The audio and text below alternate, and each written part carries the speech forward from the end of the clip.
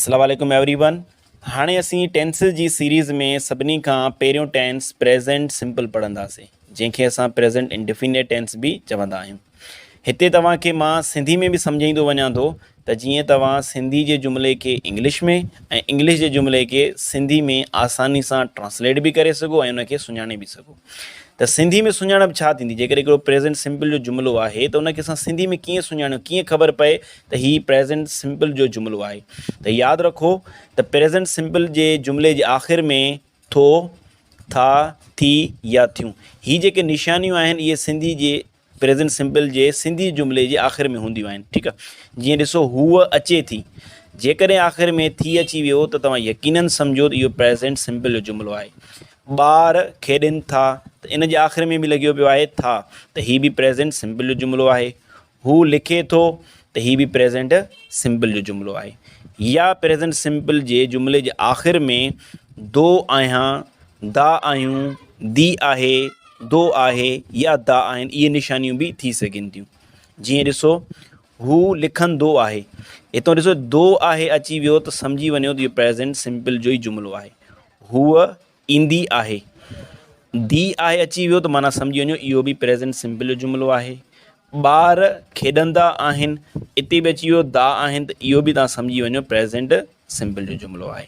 त present simple जे जुमिले जे आख़िर में थो, था, थी, थियूं, इहे निशानियूं थी सघनि थियूं। या दो आहियां, दा आहियूं, दी आहे, दो आहे या दा आहिनि, जॾहिं इहे निशानियूं तव्हांखे नज़र अची वञनि तव्हां सम्झो यकीनन इहो प्रेज़ेंट सिंपल जो ई जुमिलो आहे। ठीकु आहे। हाणे इंग्लिश में हुनजा रूल्स ॾिसो। सभिनी खां पहिरियां त हेल्पिंग वर्ब, छो त हर टेंस ॿिए टेंस खां जेको डिफरेंट हूंदो आहे उहो ॿिनि ॻाल्हियुनि में हूंदो आहे। हिकु त हेल्पिंग वर्ब, ॿियो फॉर्म ऑफ वर्ब। जॾहिं बि असां को नओं टेंस पढ़ंदासीं त इहे ॿ ॻाल्हियूं असांखे ज़हन में रखणियूं पवंदियूं त कहिड़े टेंस जो हेल्पिंग वर्ब कहिड़ो आहे ऐं उन में फॉर्म ऑफ वर्ब कहिड़ी यूज़ थींदी आहे। ठीकु आहे। इहे मेन शयूं आहिनि। ठीकु आहे। त present simple tense helping verb ॿ आहिनि, हिकिड़ो डू आहे ऐं ॿियो डज़ आहे। ठीकु आहे। त जॾहिं तव्हां ॾिसो कंहिं बि टेंस जा हेल्पिंग वर्ब ॿ आहिनि या टे आहिनि त उन खां पोइ वरी हिकु ॿी ॻाल्हि बि अची वञे थी त कहिड़ो हेल्पिंग वर्ब कहिड़े सब्जेक्ट सां गॾु यूज़ थींदो आहे। ठीकु आहे। त जॾहिं सब्जेक्ट आहे, वी, यू, दे या प्लूरल नाउन्स हूंदा, ठीकु आहे, त उते असां हेल्पिंग वर्ब जेको आहे उहो डू यूज़ कंदासीं। ऐं जॾहिं सब्जेक्ट ही, शी, इट या सिंगुलर नाउन हूंदा त उन सां गॾु असां हेल्पिंग वर्ब डज़ यूज़ कंदासीं। ऐं हेल्पिंग वर्ब असांखे करेक्ट यूज़ करिणो आहे, जेकॾहिं करेक्ट यूज़ न कंदासीं असांजो जुमिलो ग़लति थी वेंदो। ॿिए नंबर ते अचे थो फॉर्म ऑफ वर्ब।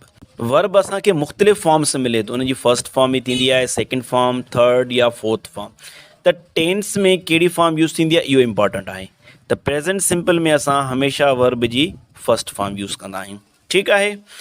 उन खां अलावा ॿिया रूल्स बि ॾिसो कहिड़ा आहिनि, इहे इम्पॉर्टेंट रूल्स आहिनि। ठीकु आहे। We do not use helping verbs in affirmative sentences.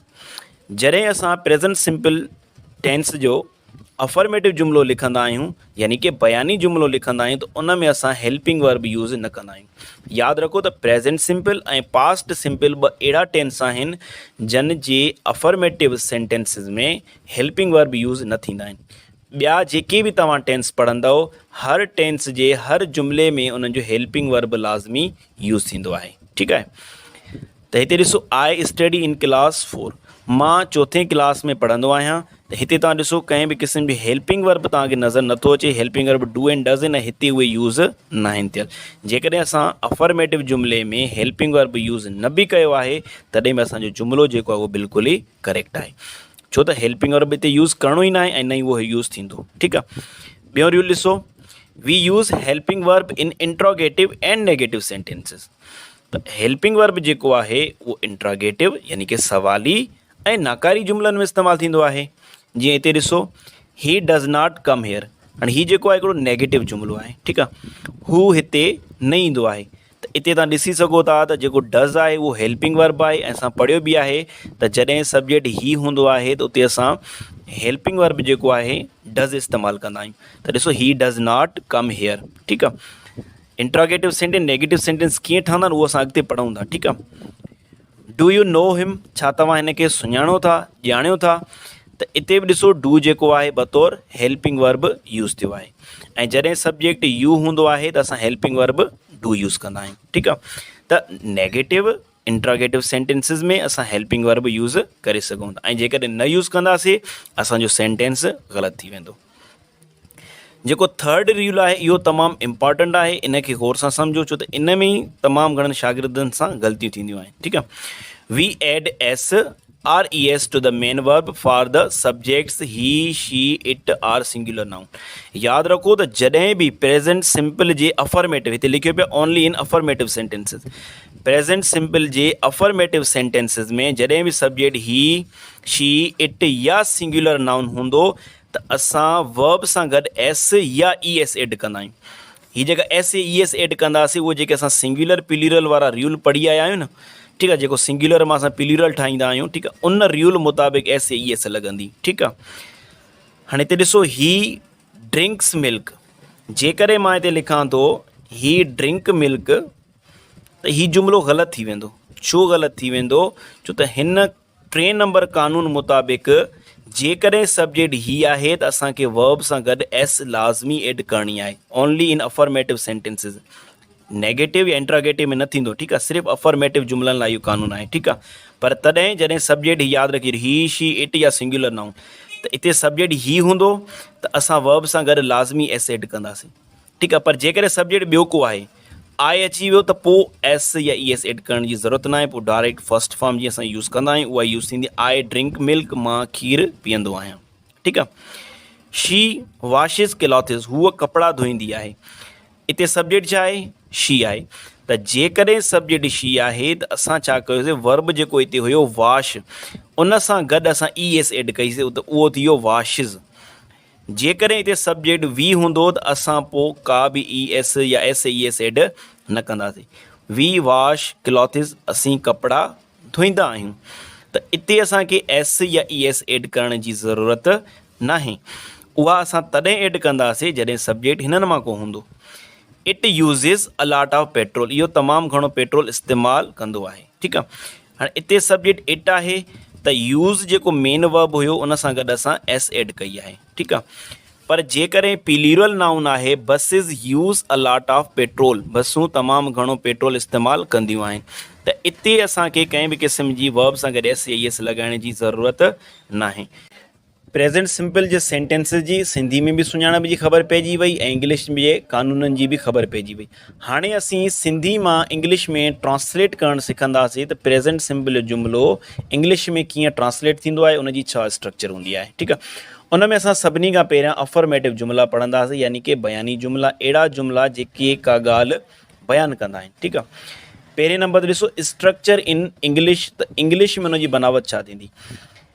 Present simple जो इंग्लिश जो जेको जुमिलो हूंदो त उन में सभिनी खां पहिरियां ईंदो आहे सब्जेक्ट। सब्जेक्ट यानी कि कम जो कंदड़, या जुमिले में असां जंहिंजे बारे में ॻाल्हाईंदा आहियूं त उहो हूंदो आहे सब्जेक्ट। ठीकु आहे, सब्जेक्ट खां पोइ यकदमि असां रखंदा आहियूं वर्ब, ऐं वर्ब जी फस्ट फॉर्म उहो असां पहिरियां पढ़ी चुका आहियूं। ठीकु आहे, उन खां पोइ 3 नंबर ते ऑब्जेक्ट।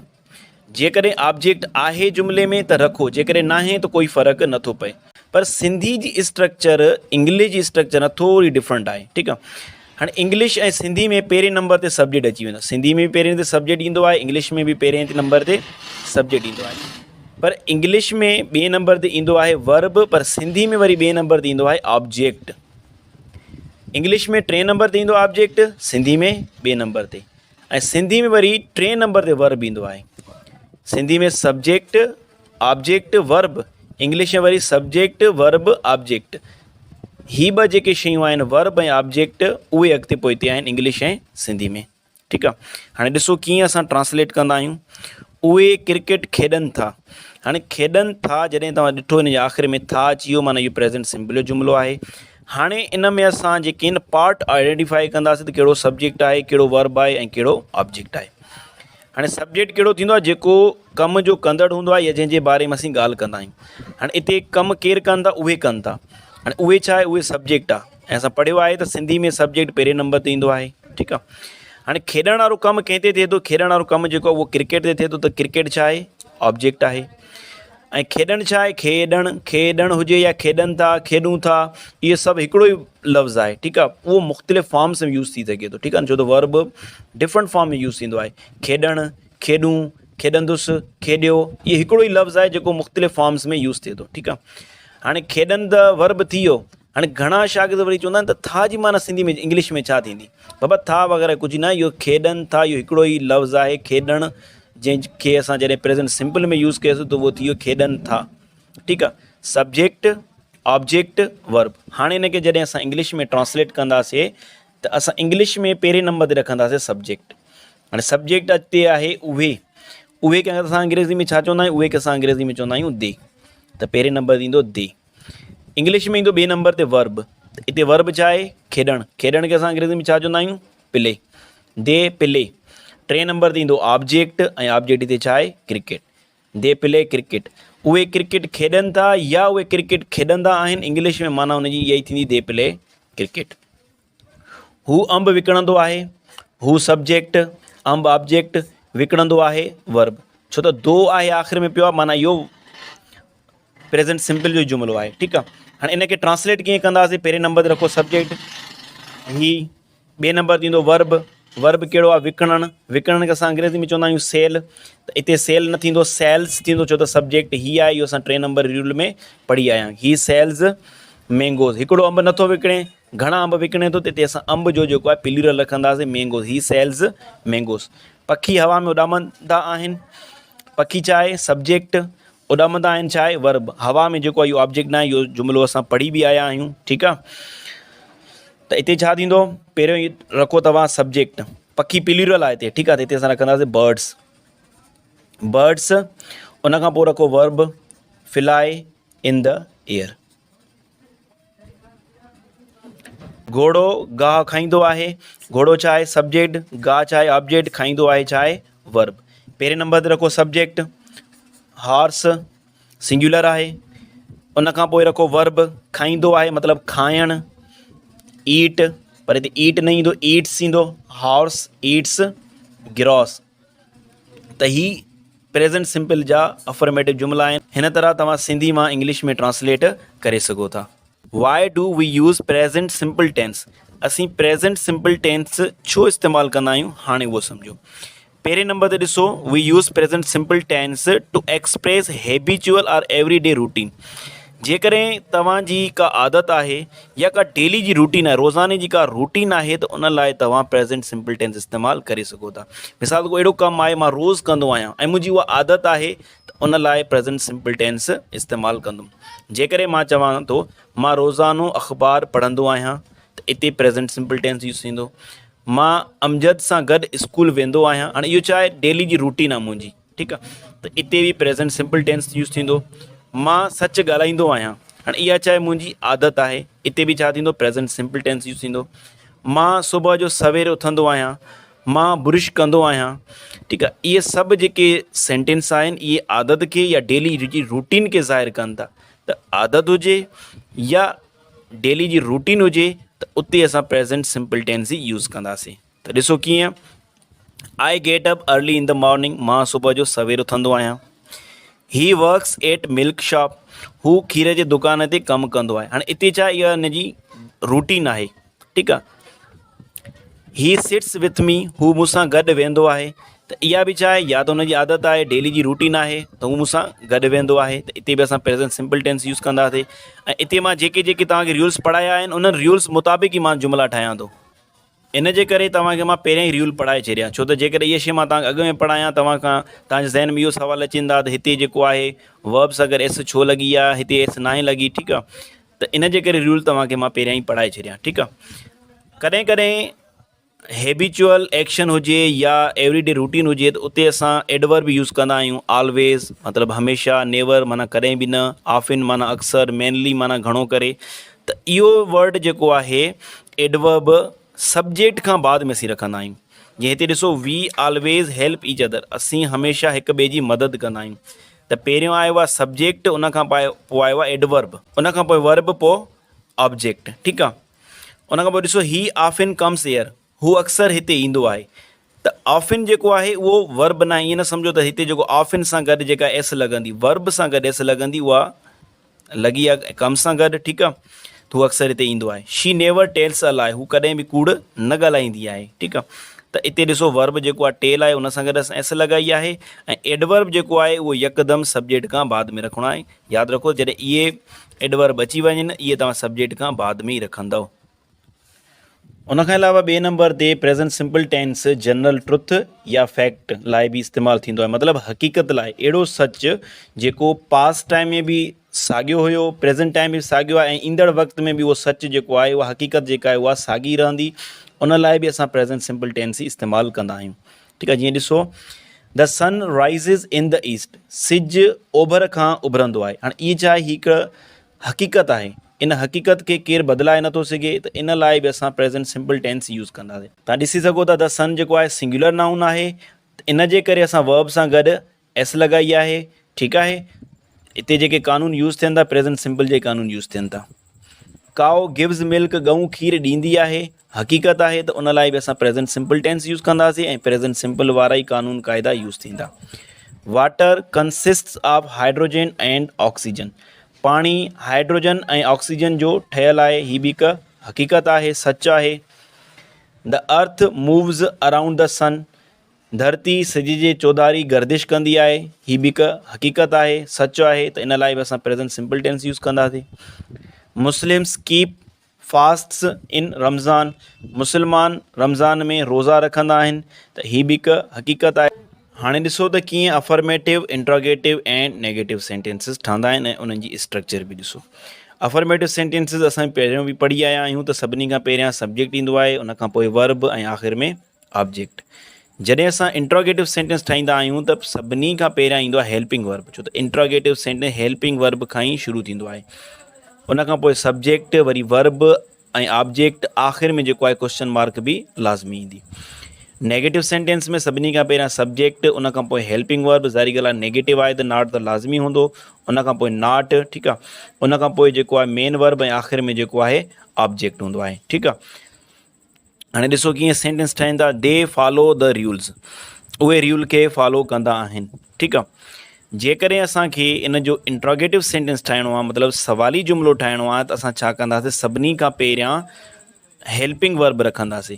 त पहिरियों असां छा कंदासीं, सब्जेक्ट खे ॾिसंदासीं, त सब्जेक्ट कहिड़ो आहे, दे आहे, पोइ असां ॾिसंदासीं त दे सां गॾु कहिड़ो हेल्पिंग वर्ब यूज़ थींदो आहे, दे सां गॾु डू यूज़ थींदो आहे। सभिनी खां पहिरियों डू, उनखां पोइ स्ट्रक्चर साॻी आहे, सब्जेक्ट वर्ब ऑब्जेक्ट। त हिते सिर्फ़ु जेको आहे हेल्पिंग वर्ब उहो पहिरियां अची वियो आहे। ठीकु आहे, do they follow the rule, छा उहे रूल ते अमल कंदा आहिनि। त हिते जेका डू जी माना थिए थी उहा निकिरे थी छा निकिरे थी, वैसे डू जी माना आहे करणु, पर हिते जेकॾहिं हेल्पिंग वर्ब तौरु यूज़ थियो आहे ऐं सवाली जुमिलो आहे, त हिते डू जी माना थींदी छा। They do not follow the rules, उहे रूल ते अमल न कंदा आहिनि। Amjad teach us chemistry, Amjad असांखे केमिस्ट्री पढ़ाईंदो आहे। ठीकु आहे, त हीउ जेको जुमिलो आहे प्रेज़ेंट सिंपल जे रूल्स मुताबिक़ ई ठहियो आहे। कीअं, अमजद सिंगुलर नाउन आहे, जेकॾहिं अमजद सिंगुलर नाउन आहे त वर्ब सां गॾु असां ई एस लॻाई आहे। ठीकु आहे, Amjad teach us chemistry, Amjad असांखे केमिस्ट्री पढ़ाईंदो आहे। जेकॾहिं हिन सेंटेंस जो असांखे सवाली जुमिलो ठाहिणो आहे त असां सिर्फ़ु छा कंदासीं, सब्जेक्ट खां पहिरियां हेल्पिंग वर्ब रखंदासीं। त हिते ॾिसो अमजद सिंगुलर नाउन आहे, त सिंगुलर नाउन सां गॾु असां डज़ यूज़ कंदा आहियूं, डज़। त हिते जेका असां टीच सां गॾु ई एस एड कई आहे, इंट्रोगेटिव सेंटेंस ऐं नेगेटिव सेंटेंस में असां उहा एस ई एस ख़तमु करे छॾींदा आहियूं। ऐं या असां ईअं बि चवंदा आहियूं त उहा ई एस जेका आहे डज़ में हली वई। त हाणे उहा ई एस जेकॾहिं डज़ में हली वई त असांखे हिते टीच सां गॾु ई एस ॾियण जी ज़रूरत न आहे। डज़ अमजद टीचस केमिस्ट्री, छा अमजद असांखे केमिस्ट्री पढ़ाईंदो आहे। हिते बि डज़ जी माना थींदी छा, Amjad does not teach us chemistry, Amjad असांखे केमिस्ट्री न पढ़ाईंदो आहे। Rohit and Sahil like pizza, Rohit ऐं साहिल पिज़्ज़ा पसंदि कंदा आहिनि।